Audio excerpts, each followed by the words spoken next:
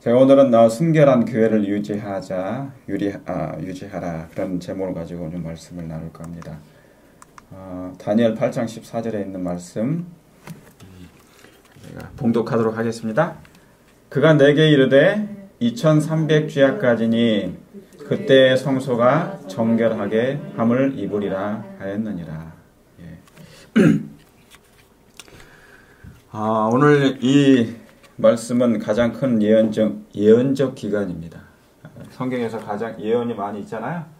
근데 기간 중에서 가장 큰 예언적 기간입니다. 그러면서 가장 감동적이고 가장 아름다운 마지막 그리스도의 하늘 성소 봉사가 시작되는 그 예언적 기간 중에 하나입니다. 또한 이 말씀 때문에 이 다니엘 8장 14절 때문에 우리 교회가 탄생하게 된 동기가 된 것입니다. 그러니까 사실은 제를 안식일 예수 재림교회는 다니엘 8장 14절 때문에 생긴 거예요. 근데 여러분, 이 땅에 있는 사람들이 이 말씀을 인식하는지 못하는지 모르지만 하늘에서 정결케 하는 이 봉사, 참으로 정말 중요한 하나님의 예수 그리스도의 봉사입니다. 지상 성소나 하늘 성소나 다 성결케 하는 중대한 사업입니다. 정결 사업, 성결케 하는 사업. 이 일로 우리의 운명이 결정됩니다. 여러분, 우리 재림교회는 설립자가 누구시죠? 우리 교회 설립자. 첫째는 하나님. 그러나 둘째는 누굽니까? 둘째는 제가 지금 2300주야의 예언에 대해서 이렇게 간단하게 도표가 있습니다. 성소를 정결함을 입는 시기죠. 그죠? 성경의 가장 큰 예언의 기간입니다. 자, 그런데 재림교회 설립자는 누구냐면 첫째는 하나님이시지만 둘째는 엘렌 G 화이트입니다. 그녀가 여기 기간이 1827년부터 1915년까지 저분이 이제 생애하셨는데 선지자이면서 저분의 선지성이 있습니다. 제가 쓴 논문이 저분에 대해서 쓴 거예요. 저분의 생전에 2000번 이상의 계시를 받았고 그 당시에 수많은 증거들이 남아있으며 저분은 저술가입니다. 수많은 책들을 기록했고 영감적인 책을 기록했습니다. 왜냐하면 이 성경을 모든 기독교가 가지고 있는데 많은 교파가 있는데 이 성경에 대한 진리가 성경은 하나인데 교파는 너무너무 많은 거예요. 교회는 너무 많은 갈라지고 또 갈라지고 갈라지는 것입니다. 그래서 하나님께서 이 마지막 때 하나님의 말씀이 얼마나 참된 진리이며 그리고 이 시대에 하나님께서 이 현대 진리가 성경이 오리무중 가운데 있는 잘 이해되지 못한 가운데 있는 사람들에게 올바른 진리를 성경으로 더 돌아가게 하도록 이렇게 하나님께서 준비시켜준 특별한 마지막 때의 기별자인 것입니다. 그래서 여러분, 이 현대 진리는 성경을 더욱 빛나게 해주는 특별한 빛입니다. 빛나게 해주고 그리스도를 더욱 사모하게 하는 시대적 기별입니다. 그러므로 재림교회의 정체성은 성경과 일치한 the prophecy, the spirit of prophecy, 예언에 영감된 예언의 선물이에요. 모든 선지자들은 성령의 감동하심을 받아서 기록한 것이죠. 그런데 성경의 계시록도 그렇고 다니엘도 그렇고 많은 성경의 구절들이 자기 자의대로 목사의 어떤 신학자에 의해서 해석되고 그러고 있단 말입니다. 그러니까 오해되고 있는 것이죠. 잘못 이해됨으로 거짓 진리가 사람들에게 전파됨으로 그 영혼이 진리로 말미암아 멸망당할 수밖에 없으니 하나님께서는 마지막 때 한 선지자를 일으키셔서 그들에게 참된 진리가 이 성경이 다시 한번 뭡니까? 희석되지 아니하고 세상에 걷던 잘못된 것으로 올바로 이해되지고 깨달아짐으로 특별히 마지막 메시지가 사람들에게 증거됨으로 진리를 받지 못한 채 나는 구원 못 받았다고 할 사람이 없도록 하기 위해서 하나님께서 이렇게 허락하신 것입니다. 그래서 여러분, 현대 진리는 성경을 푸는 마지막 사슬 중에 하나입니다. 사슬입니다. 여러분, 제가 왜 이런 기별을 전하냐면 하나님은 아브라함을 택하시고 야곱을 통해서 이스라엘 민족을 만드셨죠. 그죠? 이스라엘 민족을 만드셨어요. 왜요? 이스라엘 민족을 만드신 이유가 뭐냐? 구약은 이스라엘 백성을 하나님이 택하신 이유가 이스라엘 백성들은 빛의 보관자예요. 원래 이스라엘은 이름의 원래 이름은 누구예요? 두자잖아요. 야곱이었습니다. 그렇죠? 예, 야곱. 그런데 이스라엘로 바꿨어요. 하나님과 겨루어 이겼다. 그런 것입니다. 이름이 바꾼 거예요. 예. 사도행전 때, 신약 때 사울이 바울로 바뀌었던 것처럼. 예. 다 이름이 바뀌어요. 그래서 이 이스라엘은 빛의 보관자로, 율법의 보관자로, 영광의 보관자로, 그릇으로 택하신 거예요. 뭐를요? 이스라엘 백성을. 그 민족을 하나님의 그릇, 이 그릇은 특별히 뭐를 담아야 될 그릇이에요. 그렇죠? 예. 인간의 몸은 원래 뭐를 선과 악을 담는 그릇인데 빛을 담는 그릇으로 하나님이 택하신 것입니다. 율법의 보관자의 영광의 보관자로서. 왜요? 세상이 혼란스러우니까 바벨론 가운데 혼잡하니까 이 빛이 참된 진리가 있음을 이스라엘 백성을 통하여 증거하도록 하신 것입니다. 굉장히 중요한 것이었습니다. 그래서 그러므로 이스라엘 백성들은 그런 놀라운 품성의 하나님의 품성을 보관하는 사람들로 민족들로 선택받은 것이었습니다. 그런데 진리를 담고 있는 이 이스라엘 백성이 부족함을 드러내버렸어요. 여러분이 아시는 것처럼 한참 부족함이 드러난 것입니다. 그래서 사랑 자체도 love itself, 사랑 자체도 뭐예요? 아파했어요. 하나님의 사랑 자체도 정말 아파했어요. 그래서 여러분, 그 선민은 어떻게 됐습니까? 자, 여기 있는 말씀처럼 구약에는 하나님께서 이스라엘 백성을 택하셔서 빛의 보관자, 율법의 보관자, 품성의 보관자로 선택하셨지만 그들이 그 사명을 이루지 못함으로 그 나라가 망했어요. 마지막 말세 이스라엘 백성은 이제 그 특별한 또한 하나님의 백성들을 선택하셔서 혼란된 진리로 말미암아 이것이 진리인지 저것이 진리인지 오류인지 뭘 알지 못하는 헷갈리는 세상에서 하나님이 한 백성에게 또 줄 수밖에 없는 거예요. 그건 하나님의 뜻입니다. 하나님의 계획이고. 그게 다니엘 8장 14절과 연관되어 있는 말씀이에요. 그런데 이 선민은 어떻게 되어버렸습니까? 하나님이 선택한 그 그릇은 애가가 되어버렸어요. 슬프다. 어찌 그리 금이 빛을 잃고 정금이 변화했으며 성소의 돌이 강 머리에 쏟아졌는고. 여러분 구약의 내용을 간단하게 요약해보면 이스라엘 백성이여 나의 아들이여 나의 딸이여 나를 떠나지 말라. 내가 내게 무엇을 행하였는데 왜 나를 떠나느냐 그 말입니다. 여러분 에덴이라는 뜻이 뭔지 아십니까? 에덴. 기쁨 즐거움이란 뜻이에요. 기쁨. 근데 사람의 모습 속에 기쁨이 사라지고 있죠. 그죠? 그때 이후로 기쁨이 사라진 거예요. 에덴이 없어진 거예요. 우리가 에덴으로 돌아가야 되는데 에덴이 잘 회복이 안 돼. 그래서 이건 내적인 거예요. 원래 그래서. 근데 에덴이 이 기쁨이란 뜻을 가진 이 에덴이 애가가 돼버렸어요. 애가 슬프다. 슬프다. 순결했던 이스라엘은 불결해졌고 극산품으로 심었던 그 이스라엘은 형편없는 들포도가 돼버렸어요. 결국 땅에 찍혀버렸고 이스라엘은 하나님이 가까이 갈수록 하나님은 가까이 가는데 그들은 등을 돌리고 하나님을 떠나요. 하나님을 더 멀리 떠나는 것입니다. 그러니까 하나님의 마음이 얼마나 예수님이 외롭겠습니까? 여러분 요한복음에 보시면 그렇게 예수님을 같이 쫓았던 예수님 그 제자들마저 예수님을 많이 떠났다고 그랬어요. 그랬을 때 예수님께서 뭡니까? 너희도 나를 떠나려느냐 그랬어요. 사실은 하나님의 마음이 뭐냐면 되게 예수님은 홀로 사셨다고 그랬어요. 어려서부터.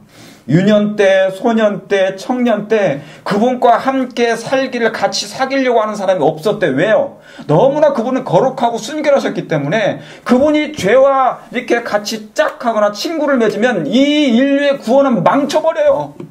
구원자가 더 이상 만들어질 수가 없어요. 그러니까 그분은 단 하나의 생각조차도 양보하지 않으셨다고 그랬어요. 왜요? 유일한 샘플이 만들어져야 되기 때문에. 여러분 감사합니까? 우리의 구원을 위해서 그분의 의가 무엇임을 끝까지 유지하셨어요. 인성을 취하셨는데, 나 같은 썩어질 인성을 취하셨는데, 죄와 상관없이, 왜요? 여러분을 위해서, 여러분의 구원을 위해서 그렇게 하신 거예요. 왜요? 의가 있어야만이 하늘에 가거든요. 죄인에게 이 신분, 이 스테이러스가, 우리는 죄인이잖아요. 이 스테이러스가 완전히 의인으로 바꿔야 돼. 그리고 하늘에 데려가서 더 이상 죄가 없어져야 돼. 아니, 그러니까 짓지를 말아야 되거든요. 그 상태를 만들어줘야 되기 때문에. 그래서 그들은, 이스라엘 백성은 하나님을 떠나서 행음한 것입니다. 야곱이 본 애굽은 야곱이 천사와 싸우다가 뭐 했습니까? 천사와 싸우다가 하나님의 얼굴을 보았어요. 그래서 부니엘이라는 이름을 지은 것입니다. 부니엘, 그 지역, 그곳을 이름을 부니엘이라고 했어요. 하나님을 봤다는 것이죠. 하나님의 얼굴을 봤다는 거예요. 그 민족은 하나님의 얼굴빛이 그런데 사라져버린 거예요. 야곱이 이스라엘이 하나님과 겨루어서 이겼는데 그 얼굴빛을 보았는데 그 빛을 소유한 그 이스라엘 백성의 그 얼굴빛이 사라져버린 거예요. 영광의 빛이 사라진 것입니다. 그래서 마른 뼈가 되어버렸죠. 그래서 예레미야는 이렇게 표현합니다. 이는 그들이 가장 작은 자로부터 큰 자까지 다 탐람하며 선지자로부터 제사장까지 다 거짓을 행함이라. 꼭 껴안아 주세요. 추우시니까. 지금 여기서 저기서 막 옮겨 다니시네. 추위를 피하셔서. 꼭 껴안아 주세요. 여기 예레미야 6장 13절에 보면 이는 그들이 가장 작은 자로부터 큰 자까지 다 탐람하며 선지자로부터 제사장까지. 이 제사장이 오늘날의 목사인데 이 제사장까지 다 거짓을 행하는 거예요. 선지자들이 뭡니까? 거짓 선지자들이 돼버린 것입니다. 그들이 가증한 일을 행할 때 부끄러워하거나 부끄러워하였느냐? 아니라 조금도 부끄러워하지 아니할 뿐만 아니라 얼굴도 붉어지지 아니한다 그랬습니다. 죄를 범하니까 이 죄가 굳어버린 거예요. 돌처럼 단단해져 버린 것입니다. 그래서 이게 죄인지 선인지 구분을 못하고 이제 그것을 마치 자기의 양식처럼 먹게 되는 현상. 순결한 교회가 타락해버린 것이에요. 에베소 교회가 어떤 교회냐면 사도들 시대입니다. 사도들이 그러니까 남아있으니까, 그러죠? 예수님의 사도들이 남아있으니까 그 당시에는 그래도 뭡니까? 순결이 유지가 됐어요. 그렇죠? 정직과 거짓이 없고 순결하고 의가 유지가 됐어요. 하나님의 사랑이 그래도 펑펑펑펑 쏟아진 시대였습니다.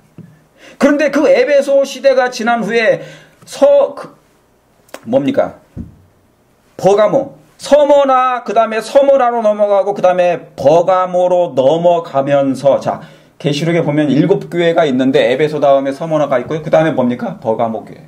이 서머나 넘어가면서, 버가모로 넘어가면서 순결을 팔아버립니다. 교회가 순결을 드디어 잃어버리기 시작하는데, 왜요? 세상과 타협하기 시작하는 것입니다. 서서히. 왜요? 그 사도들이 죽은 이후에 개혁자들이 사라진 거예요. 빛을 가진 자가 사라진 것이고 율법의 보관자가 사라진 것이고 하나님의 품성을 나타낼 그 빛의 사람들이 서서히 사라진 것입니다. 결국 어떤 결과가 생기냐? 그 결과 무슨 교회가 탄생하냐면 두아디라. 제가 발음이 원래 안 좋아요. 제가 비염이 좀 심해서요. 그래서 항상 물을 먹어요. 저를 불쌍히 여기사. 두아리아 교회. 이 교회는 어떤 교회예요? 재밌으세요? 이 교회는 어떤 교회? 계시록 2장 20절에 그러나 내게 책망할 일이 있노라. 자칭 선지자라는 여자 이세벨을 네가 용납하매니 그가 내 종들을 가르쳐 꾀어 행음하게 하고 우상의 제물을 먹게 하는도다. 다시 말하면 이 순결한 교회가 타락해서 결국은 뭐냐면 여러분 순결한 교회가 타락하게 돼서 만들어진 결과가 뭐냐면 바티칸 교회예요. 원래는. 그게 대제정 투하그랜 그 말씀이 나옵니다. 그런데 이 두아리아 이 교회가 탄생합니다. 두아리아 시대는 어떤 시대냐? 종교 암흑 시대예요. 기독교인들을 핍박하고 박해하는 시대입니다. 뭐를요? 쉽게 말하면 사단이에요. 여러분 이세벨이 여기 왜 나옵니까? 이 두아디라 교회예요. 왜 이세벨이 나와요? 발음이 안 되니까 제가 이세벨이 왜 나옵니까? 이세벨은 우상을 숭배하는 여인입니다. 저 세미라미스. 제가 나중에 이 세상의 신들이 어떻게 형성됐는지 제가 나중에 말씀 한번 드릴게요. 이 이세벨이 나타나는데 여러분, 야곱은 정치적인 사람이에요. 종교적인 사람이에요. 그런데 이세벨은 정치적으로 등장합니다. 그래서 종교와 정치가 연합해서 이스라엘 백성이 망해버리는 사건을 얘기하는 거예요. 이해하시겠습니까? 정치, 나라의 왕, 그 다음에 이세벨, 거짓 우상, 이게 섞이는 거예요. 근데 어느 민족이에요? 이방 민족이 아니면 이스라엘 민족 안에? 이스라엘 민족 안에 이런 일이 이제 있게 되는 것입니다. 그래서 여러분, 이세벨은 음행의 원조입니다. 교회를 타락시키는 여자였어요. 그때 하나님은 그걸 보시고 누구를 일으킵니까? 이 시대에 일으킨 선지자가 누굽니까? 첫째는 앞에 이름은 엘, 뒷자는 야여. 다 알려졌어. 그럼 가운데 자는 뭡니까? 엘야. 그럼 뭐예요? 가운데는 뭡니까? 리. 다 답을 드렸는데도 대답을 안 하시네. 엘리야. 엘은 하나님이잖아. 야는 야훼라는 뜻이에요. 여호와 하나님은 구원이시다, 그런 뜻입니다. 그 선지자 이름에 그 이름이 가지고 있어. 구원의 하나님. 그런데 이 선지자는 처음부터 선지자가 아니고 평신도였어요. 그런데 시대적인 그 죄악을 보고 그는 가만히 있지 못했어요. 말씀을 깨닫고 신명기에 있는 말씀을 듣고 그대로 선포한 것입니다. 왕 앞에, 여러분 어떻게 왕 앞에 그 권력, 정치 세력 앞에 그가 담대히 이 기별을 증거할 수 있습니까? 그런데 이 말씀이 계시록에 다시 반복된다는 거예요. 그렇죠? 엘리야 선지자는 그는 시대적인 큰 개혁자였습니다. 여러분, 그 개혁자는 언제 일어나요? 교회가 순결을 잃어버리게 될 때 개혁자는 하나님이 일으키십니다. 이해하시겠습니까? 죄악이 편만해지고 우상을 숭배하고 다른 신을 떠나게 되면, 다른 신을 믿게 되면 하나님은 그 개혁자를 일으킵니다. 여러분, 마지막 때 선지자가 없는 게 아니에요. 선지자는 뭐냐면 선지자의 기능과 사명이라는 게 있어요. 기별을 그대로 말씀대로 선포하는 것이 선지자고 개혁자인 것입니다. 교회가 순결을 잃어버리게 될 때, 자, 여자 이세벨을 네가 용납하는 시대가 돼버렸어요. 죄가 분명히 있는데도 불구하고 그걸 용납해버려요. 마치 하나님보다 너그러운 마음을 품는다는 것이에요. 아니에요. 꽤 행음하게 하는 건데. 그래서 하나님께서 그런 하나님의 개혁자를 일으키시는데 지금이 그런 때인 것입니다. 여러분, 엘리야는 어떤 사명을 가진 것입니까?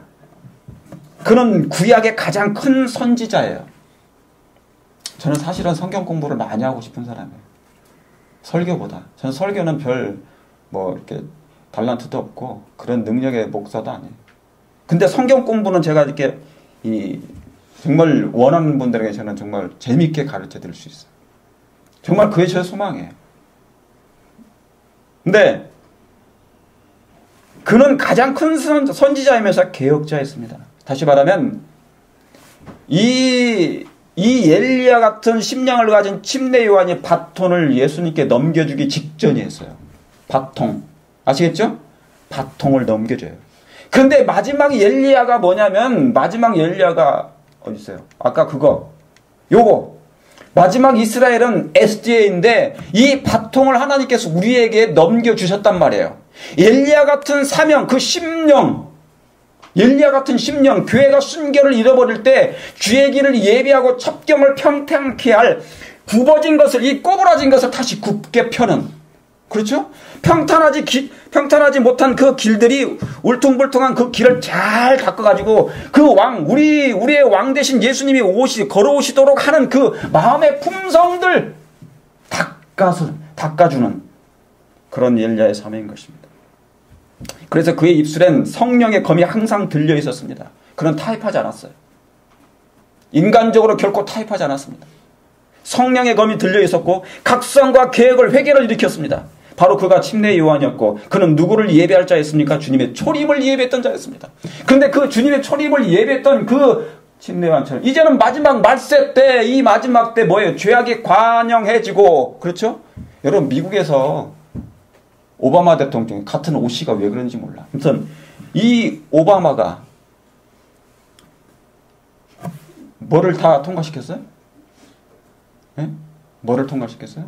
나라를 완전히 내적으로 망가뜨려 버렸어요. 창세기 19장을 없애버린 거예요. 그냥 창세기 19장의 그 뭡니까? 소돔과 고모라 상태를 재현시켜 버렸어요. 어떤 씨가요? 오바마가 아니네. 오 씨가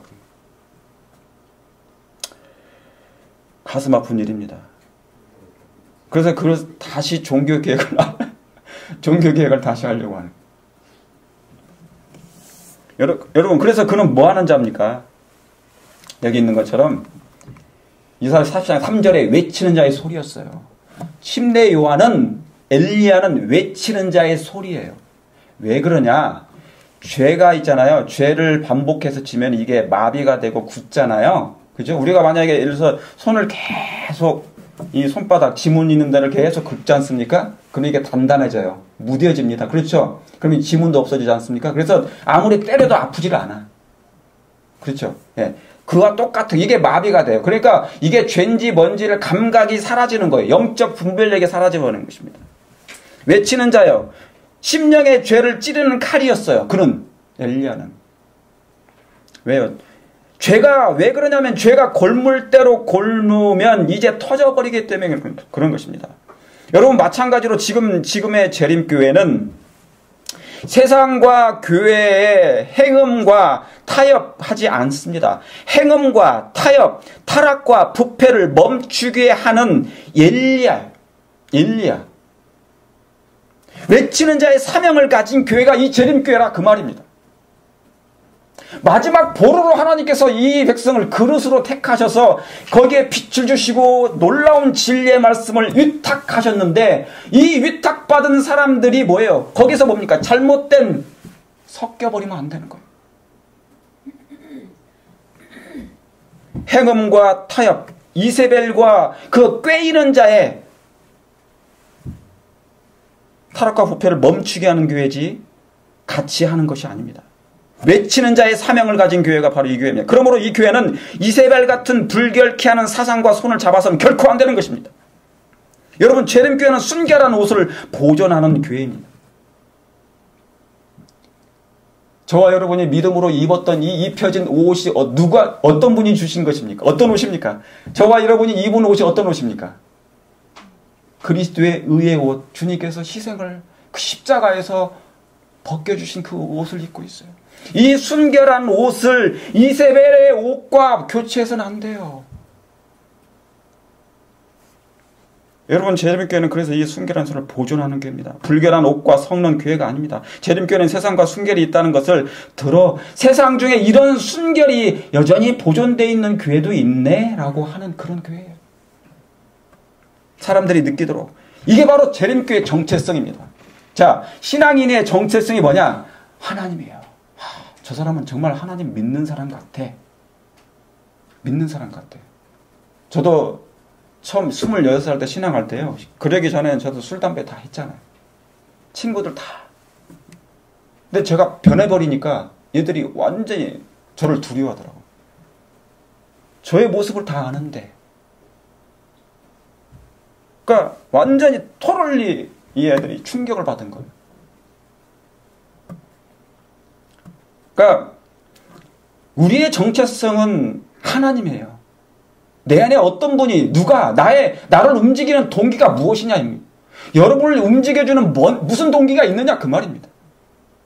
나를 신앙하게 하고 나를 선한 말을 하게 하고 나의 행동이 정의를 나타내는 그 행동의 동기가 무엇이냐 말입니다. 나를 움직이게 하는 그분이 누구냐 그 말입니다. 여러분을 움직이게 하고 생각하게 하고 행동하게 하는 그 동기가 분명히 하나님이십니까? 하나님이 돼야 돼요. 저것처럼 우리처럼 썩어질 인간 언젠간 이제 흙으로 돌아가는 그 존재 거기에 나의 정체성이 있는 게 아니에요. 그런 면에서 다니엘 8장 14절은 마지막 때 한 백성을 순결하고 정직하고 죄와 타협하지 않은 한 백성을 탄생시키는 예언적 기간입니다. 성소가 정결함을 입으리라. 2300주야까지니 그제야 그때서부터 이제 성소가 정결함을 입겠다는 거예요. 여기에는 당연히 가증한 것이 섞일 수가 없어요. 그런데 섞여지고 있습니다. 섞여지고 있다는 그 자체가 문제인 거예요. 방죽에 얇은 이 구멍이 생겨요. 이걸 처음부터 막지 않으면 이것은 걷잡을 수 없이 터져버립니다. 결국은 무너져버려요. 내 몸이 하나의 방죽이에요. 방죽의 댐인데 나라는 이 몸이 영적인 그 하나님과의 연결된 그 정체성의 감각이 벽이 구멍이 나면 안 돼요. 이걸 빨리 메꿔야 돼요. 뭘로? 하나님의 말씀이라는 그 역청으로 메꿔야 돼요. 왜요? 노아의 방주가 이 구멍이 생기면 안 되잖아요. 그죠? 1년 동안 그 방에 이 뭡니까? 물 위에 떠 있어야 되거든. 그렇죠? 마지막 때는 물로 세상을 멸망하는 것이 아니라 불로 세상이 멸망한다는 것이잖아요. 기후변화, 클라이밋 체인지. 왜 그래? 날씨가 왜 이렇게 더워져? 그러니까 여러분, 지금은 종교개혁은 옛날이나 지금이나 변함없이, 종교개혁은 옛날로 국한된 게 아니에요. 지금도 여전히 종교개혁이 있어야 됩니다. 개인적으로 종교개혁이 필요합니까? 신앙개혁이 필요합니까?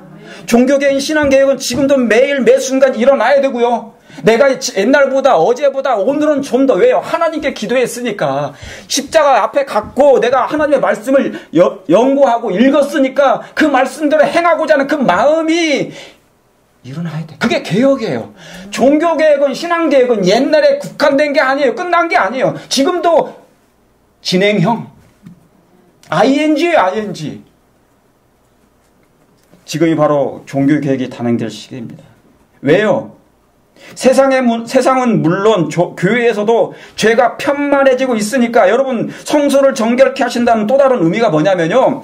성소를 정결케 하신다는 또 다른 의미는 하나님은 마지막 모든 은밀한 죄악을 드러내신다는 거예요.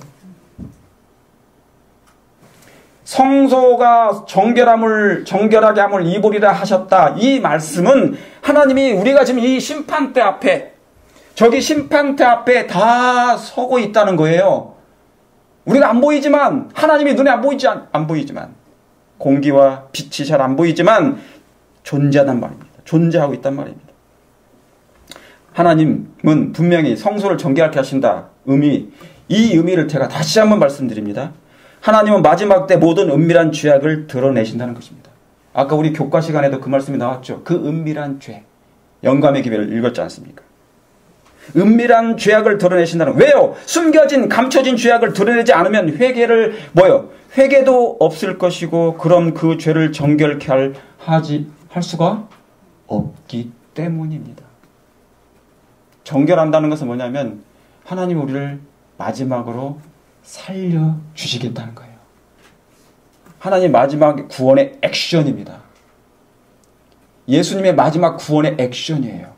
하나님이 이 모든 것을 우리의 구원을 위해서 마지막 모든 걸 다 동원을 하실 거예요. 사람을 동원하든지 천사를 동원하든지 하나님, 성삼위 하나님이 이제 개입하실 거예요. 나라는 이 인간 구원 하나를 위해서 하나님 모든 걸 다 동원하실 거예요. 나의 감추온 모든 비밀을 하나님이 이제 꺼내실 것입니다. 제가 분명하게 말씀드립니다. 그러므로 지금은 어땠습니까? 히브리서 4장 14절, 13절. 지으신 것이 하나라도 그 앞에 나타나지 않을 것이 없고 오직 만물이 우리를 상관하신 자의 눈앞에 벌거벗은 것 같이 드러나리라고 했어요. 벌거벗은 것 같이 다 드러내신다. 왜요? 우리를 살리기 위한 마지막 하나님의 방법이에요, 이게. 왜 그런지 아십니까? 여러분, 하나님은 이제 벌거벗은 것까지 드러내실 건데, 감추인 속성까지, 은밀한 죄악까지, 묵인한 죄까지, 방임한 죄를 다 드러내셔요. 그래야 그를 살릴 수 있기 때문에 그런 것입니다. 여러분, 그러므로 우리는 정말 지금이야말로 신앙개혁, 위를 바라봐야 될 때가 지금입니까? 하나님을 두려워하는 것이 바로 그 말씀이에요. 두려워해야 돼. 여러분, 창세기 2장 24절에 아담과 그 아내 두 사람이 벌거벗었으나 부끄러워 아니하니라. 자, 이 말씀을 제가 말씀드립니다. 사랑이 있으면 부끄러움이 없어요. 그래요, 안 그래요? 그렇죠? 부부간에 정말 사랑하면 부끄러움을 몰라. 이게 뭐냐면 완전한 상태라고 그래요. 사랑은 율법의 완성이라고 그래요. 그렇죠. 그래서 가정은 뭐냐면 이 가정은 작은 천국이라는 것이 그런 거예요. 왜 천국이에요? 뭐가 존재하기 때문에? 사랑이 충만하면 부끄러움이 없어요. 내가 옷을 홀랑 벗고 다녀도 상관없어. 아담과 하와가 그 상태였어요. 벌거벗었으나 부끄러움이 없다. 하늘나라 가면 인간이 만든 옷 입고 가지 않습니다. 예수님 재림하실 때 고린도전서 15장에 보면 이 썩어질 몸이 썩지 아니할 몸으로 토럴리 트랜스퍼돼요. 완전히 바뀌어집니다. 이거 아무 필요 없어요. 지금 우리가 뭐냐면 수치는 뭐냐? 부끄러움이 뭐냐? 죄 때문에 생긴 부끄러움을 그걸 가리려고 하는 거예요.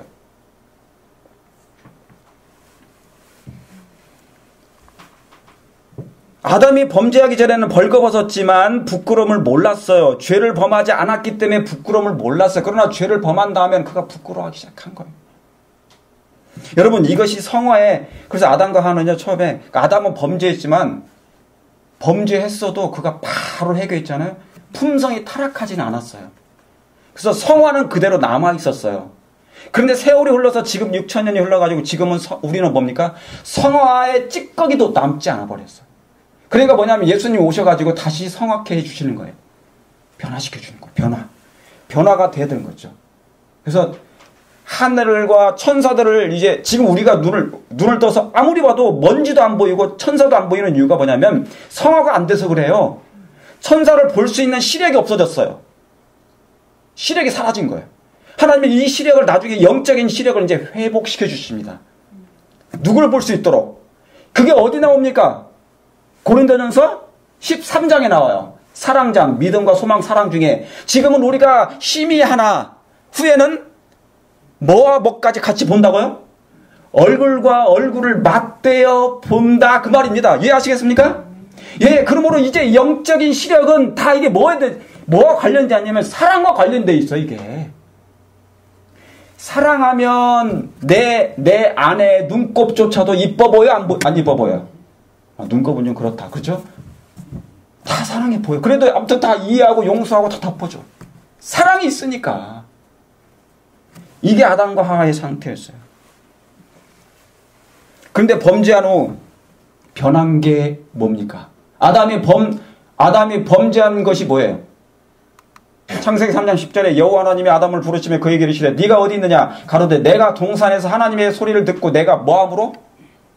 벗었으므로 숨었나이다 그랬어요. 여러분, 아담이 범죄한 후에 변한 게 바로 그것입니다. 숨는다는 것입니다. 감춘다는 것입니다. 무엇으로요? 나무 잎으로. 무화과 나무 잎사귀로 치마를 해서 가려요. 여러분, 무화과 나무 잎사귀로 치마를 해서 가린다고 가려져요? 안 가려져요? 안 가려지죠. 자, 무화과 나무에 대한 기별이 쫙 창세로부터 계시록까지 다 있습니다. 무화과 나무는 뭘 상징하냐면 인간의 이론을 상징해요. 인간의 생각, 사상, 인간적인 것. 그러니까 이 인간적인 건 영원하지 못하니까 이 무화과나무 잎은 어떻게 됩니까? 어떻게 돼요? 시들어버리잖아. 그죠? 시간이 지나면 이 무화과나무 잎은 시들어버립니다. 그러니까 아무리 그것으로 나의 모습을 벌거벗은 모습을 가린다 한들 그게 가려져요? 안 가려져요? 가려질 수가 없는 것입니다. 하나님을 속일 수 없다는 거예요. 무화과나무 잎은 언젠간 다 시들어버립니다. 그 말은 하나님이 이 모든 죄악을 드러내신다는 거예요. 아까 그 히브리서 4장 13절의 말씀처럼 이 나뭇잎은 바로 알량한 인간의 생각과 방법과 계략과 술수를 얘기하는 것입니다. 이 잎사귀로 다 이제 시들어 없어질 것이에요. 아무리 가려도 숨겨도 안 되는 것입니다. 여러분, 십자가가 뭔지 아십니까? 이제 거의 다 끝났어요. 십자가가 뭐냐? 요한복음 19장 23절에 군병들이 예수를 십자가에 못 박고 그의 옷을 취하여 네 깃에 나눠 각각 한 깃씩 얻고 뭐까지 취해요? 속옷까지. 속옷도 취하니 이 속옷은 호지 아니하고 위에서부터 통으로 짠 것이니라. 여러분 이 두 가지를 잘 봐줘요. 이 그림 두 개.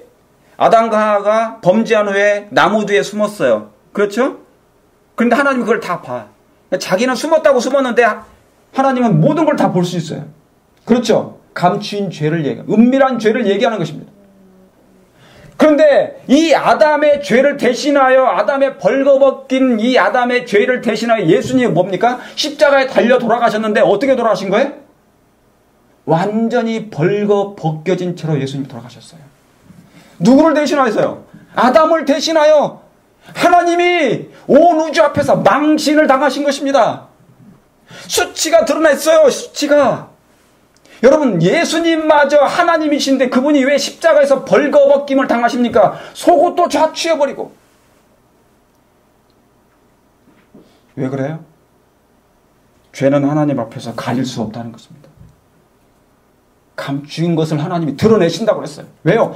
여러분 우리의 품성의 결함과 죄악된 모든 것을 이제 마지막 때는 하나님이 다 광명한 가운데 다 드러내신다고 그랬어요. 왜 그럴까요?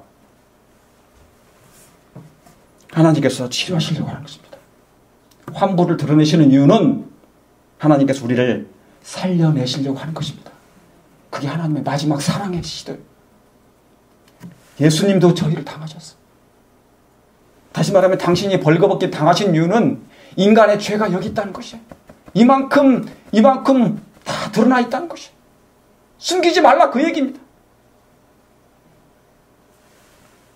여러분 지금은 성소를 정결케 하는 시기입니다. 심령의 죄를 성결케 하는 시기입니다. 죄악을 감추는 시대가 아니에요.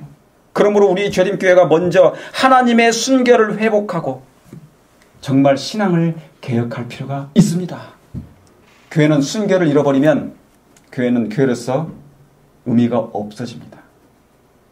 분명한 사실입니다. 여러분 기억해 주시고 마음이 찔림을 받으면 회개하면 하나님의 용서가 주어집니다. 사랑하는 성도 여러분, 우리 한번 영적인 표준을 다시 한번 예수님의 표준에 옮겨보시길 어떠십니까? 그렇게 하실 마음이 있으십니까? 그렇게 하셔야 되겠습니다. 그래서 이 요엘서 2장 11절에 여호와의 말씀에 너희는 이제라도 금식하며 울며 애통하고 마음을 다하여 내게로 돌아오라. 너희는 옷을 찢지 말고. 이 말이 무슨 말입니까? 마음을 찢고 너희 하나님께 돌아오라. 이 말씀이 무슨 말씀이에요? 옷만 찢지 말라. 그 말이 형식적으로 하지 말라는 얘기예요. 형식적으로 하지 말라는 거예요. 입으로만 잠깐 뭐 하는 척 하지 말고, 가리지 말고, 숨기지 말고, 얼렁뚱땅 넘기지 말라는 거예요. 말로 때우지 말라는 얘기입니다. 그런 행위는 하나님이 이미 이 아담에게 다 보여줬어요.